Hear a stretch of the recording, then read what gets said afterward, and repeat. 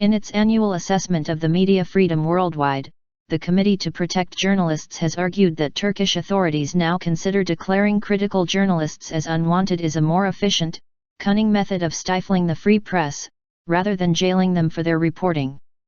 Erdoğan seems to have realized that he no longer needs to resort to jailing journalists, the report entitled Attacks on the Press said, referring to Turkish President Recep Tayyip Erdoğan. According to the CPJ's latest report, there are 7 journalists remain behind the bars. Since then, STV network executive Hidayet Karaca and Taraf journalist Mehmet Baransu are locked up for critical reporting, drawing international condemnation.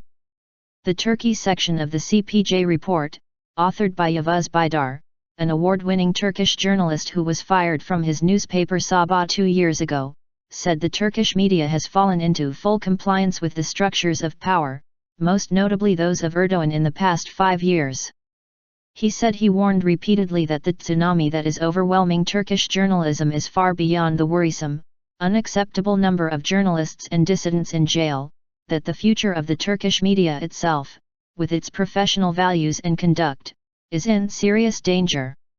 2015 edition of the Attacks on the Press includes articles from around the world, from Egypt to Hong Kong, raising serious concerns over the freedom of journalists to operate in their countries.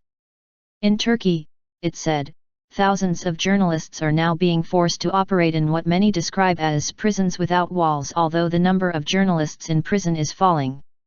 The report said in the conglomerate media controlled by 4 or 5 companies, every newsroom is essentially an open-air prison characterized by severe, routine self-censorship where the punishment for professional resistance is to be fired and essentially declared a toxic human resource, making it very difficult to get a job elsewhere.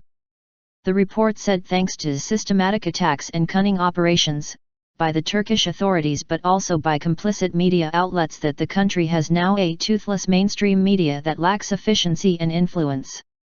It added that reporters are either told or give up as a display of self-censorship in chasing stories that would be of public interest. It concluded that along with law-enforced censorship, self-censorship has become the normal, widely internalized practice. Imprisonment as a punitive measure is on the decline, replaced by firings, Baydar wrote. World's leading press advocacy group Reporters Without Borders ranked Turkey 149th out of 180 countries, citing an escalating crackdown on media freedom since the corruption scandal that blew into open in December 2013. The corruption charges targeted President Erdoğan and his inner circle. The lack of coverage and the distortion of news stories, the report noted, showed that the Turkish media proprietors had sealed an alliance with the government of the ruling Justice and Development Party, AK Party. This unholy alliance, the report argued, reached new heights with the massive graft probes of 2013. From December 17, 2013, until the end of 2014, most of the audio recordings and leaked documents, almost all with news value, in the public interest, were deliberately ignored and self-censored by the same media that had refused to cover the Gezi Park protests, Baydar wrote. It added that Erdoğan's total intolerance for even the slightest critique has made it impossible for the media barons to be seen as reliable sources of news and therefore to turn a profit. With thousands of journalists shackled at their desks, Baydar highlighted, the vacuum in the center field is immense.